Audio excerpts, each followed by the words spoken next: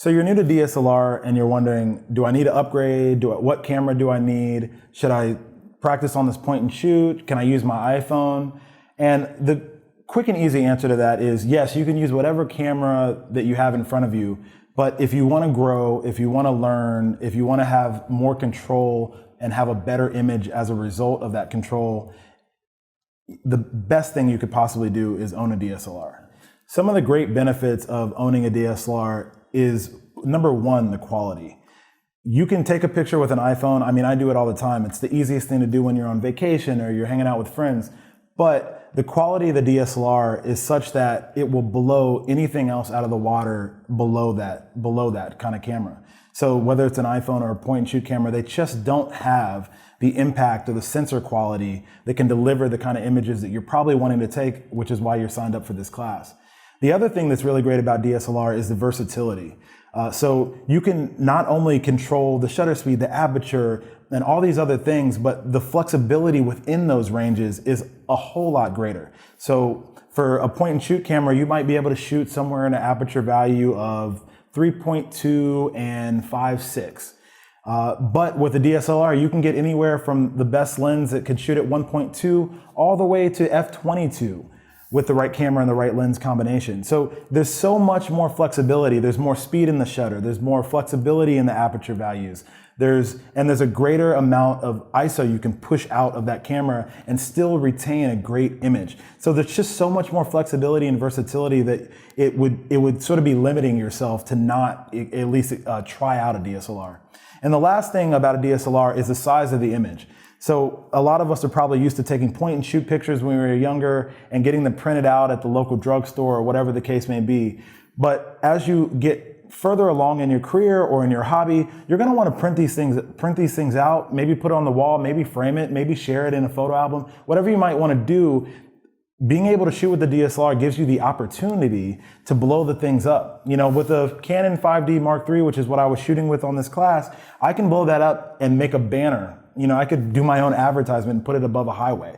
And that's how powerful these DSLRs are. And you'll be hard pressed to be able to do something like that with a point and shoot or an iPhone without a lot of digital manipulation after the fact. So a DSLR is going to give you so much more power at your fingertips. Even if you won't even harness all that power right after this class, you'll be able to grow into it and it'll be something that you'll be able to spread your wings with. So one of the biggest questions I'm always asked is, what camera should I buy? And I don't really have a solid answer about that, but I can sort of point you in the right direction. The first thing you probably want to think about is, what's my budget? Is it $5,000? Is it $3,000? Is it $1,000? Once you figure out what your budget range is, then you can start to play around with, like, what cameras in those categories should I play with? You can easily type in whatever camera you're interested in, or type in the best cameras of 2017. It's a good jumping off point for getting acclimated with the words and the lingo and the sort of marketing jargon that comes along with cameras. But what I like to focus on is the sensor quality. When you're buying a DSLR, you're literally buying sort of the digital film for the camera. So don't get caught up with, you know, what every single button or functionality does, because that's just misleading. The other thing I don't worry about all the time is megapixels. Typically, if you're buying a really pro camera, such as the one I was shooting with today, the Canon 5D Mark III, they're all going to have the same sort of megapixel range. So you don't really have to worry about that. Now, I was actually brought up on the Canon, so I can't really speak to what a Nikon is like or what a Sony is like. But I can tell you they all have quality cameras. The camera I shoot on, again, is a Canon 5D Mark III. I believe it's about 24 megapixels. The sensor is really great at this level. Like I said earlier, it allows you to shoot a 1600 ISO with a pretty clean file. And so that's a great camera, but it might not be a starter camera, because without the lens, it's just purchasing the body. It's going to cost you around $3,000.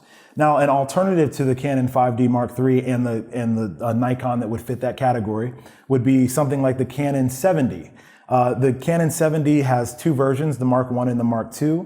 The Mark II is the newer version, and that'll get you some really great features and really good quality, but stop down at maybe $1,600 or $1,700, which is a great spot to start and be able to grow into your hobby or your career. If you want to start off with an entry-level DSLR, I recommend checking out the Canon Rebel series. They're usually fairly priced. It's probably around the lowest price point you can get for these kind of cameras.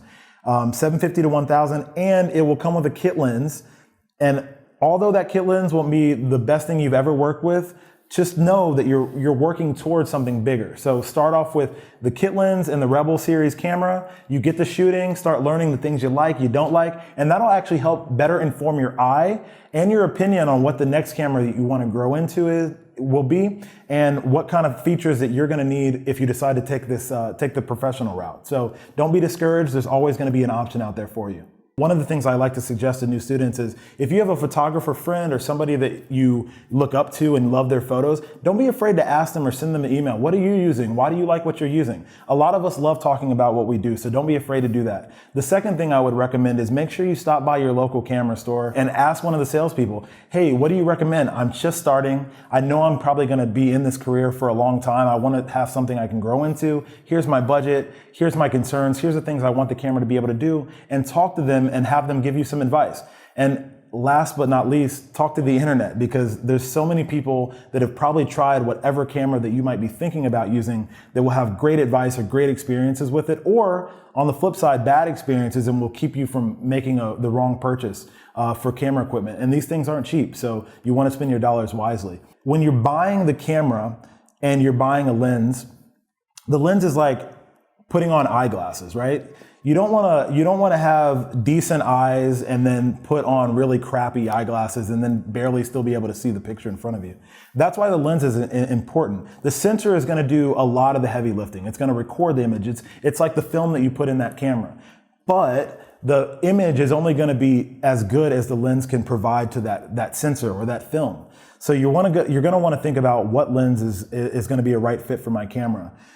And my first recommendation for most shooters, like 95% of shooters, I like to tell them, if they don't know exactly what they plan on shooting right away, to get a good walking around lens. And what is a good walking around lens? It's something that has a zoom to it, something that you can shoot wide and you can shoot a little longer. It gives you a lot of flexibility in your craft. So whether you want to shoot people walking on the street photography, food photos, whatever you might want to shoot, you could probably accomplish it with a zoom lens. So my number one recommendation, if you're looking for something very premium, would be the Canon 2470 f2.8 version 2. That's one of the best zoom lenses that Canon makes.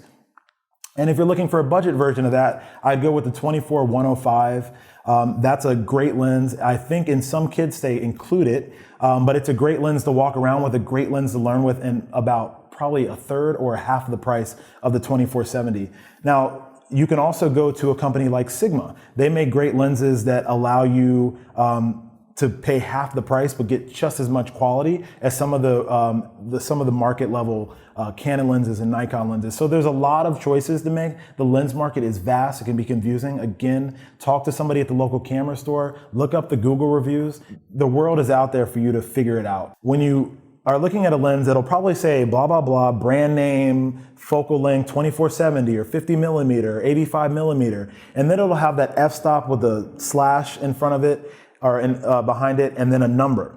Now that number on that description of the product is going to tell you the maximum aperture that you can use on that camera. So you won't have any confusion when you put it on your camera and you try to go lower than that number or higher than that number, that it says, I can't do that, I won't do that, it won't comply. So on my 2470, it says 2.8 on the box, it says 2.8 on the lens. That's the max aperture I can do on the lens. I can't go to 1.2, I can't go to 1.6. I can only do 2.8 and bigger numbers. And that is a key thing when you're buying a lens. You will see occasionally in zoom lenses and cheaper lenses, you'll see aperture range, something like 3.5 to 5.6. Usually that's and for people that are professionals like me, we see that and we go, I'm not touching that. Because typically glass or lenses made with a range of aperture tend to be cheaper, cheaper build quality, cheaper quality in terms of resolving your image that you're shooting. But don't be afraid. If you're looking for a cheap option and something to just learn on, those are typically some of the cheaper lenses you can find, and every single brand makes them. So don't shy away from them just because you're worried about the quality level, especially if you're not jumping right into a professional career with this camera. Feel free to spend the $200, $300 to save yourself the bite and get practicing and taking photos. Another thing that I think is an incredible learning device is using a fixed lens or a prime lens.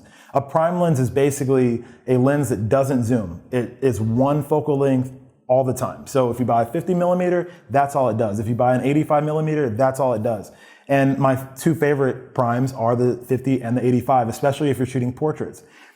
These lenses are really great to learn on because it forces you to move. It really forces you to be an active photographer and not somebody that's asleep at the wheel and turning the ring every time they want to get closer or further away. And it really helps you practice composing things from one viewpoint instead of always being able to manipulate where you're standing or where you're turning or how far you are. So a prime lens is a great learning device. Usually the quality on them are so much better because when you buy a really high quality zoom, they have to do more work around the glass to make it quality both at the wide end and at the long end. When you buy a prime lens, you're getting just really good glass that hits that one focal point perfectly. And there's not a lot of room for error for those. So if you're looking for a really great starter lens and you don't want to go with a really expensive 24-70, I like the budget 50 millimeter and 85 millimeter from Canon. They make this with Sigma as well.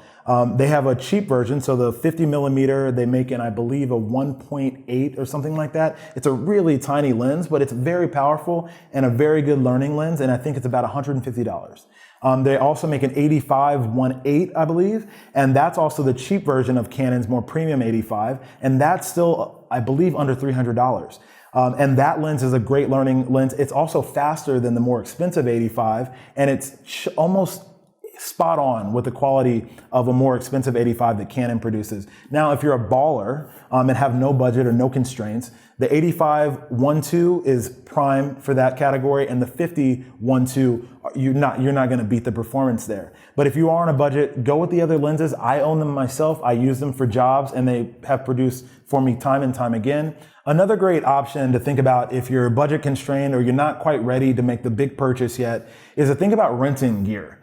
The great thing about this new millennium is that you can pretty much get anything you want and at a fraction of the cost, especially if you rent it. So if you live in New York, I like to rent all my gear from Adorama, but Adorama offers it, PhotoCare offers rentals, and online there's great places to rent things. There's lensrental.com, there's borrowlenses.com, and these sites will allow you to either rent a package, so you could rent like a body and 3 lenses, or you can just try the things that you're interested in. So if you already have a camera body but a cheap lens and you want to try out the 85 1.2 to see if it's worth investing that kind of money, you can rent it offline. They'll send it to you, keep it for a week for a certain price, and you can try that out. Shoot your friends, try it out, and you've only spent maybe $50 without having to spend the $3,000 to actually buy the actual product. So renting is a great and viable option. If you live in a city that's not New York, tons of rental houses across the United States offer rentals too. So just walk in. They probably don't offer it online because it's not as big a business for them, but walk into the shop, tell them you're looking to buy something, but you might want to rent it first, and they'll tell you what kind of program they have to rent from them. It's definitely worth it. I've rented tons of equipment before purchasing it. The 24-70 that I used in this shoot, I had the first version. I was never happy with it, and I was like, should I really get the second version? It's like a third more, and I've already got the first version. I don't know if I should do it. And renting it so many times because I realized how good the quality was, and I realized that I would need it to use it in my professional work, allowed me to test it out, make sure it was the right lens for me before I pulled the trigger and spent $2,000 on it. So renting stuff and trying it out first is a great way to get acquainted with new gear and to figure out where you belong, whether it be Nikon or Canon, and what type of gear you need, whether it be professional or beginners.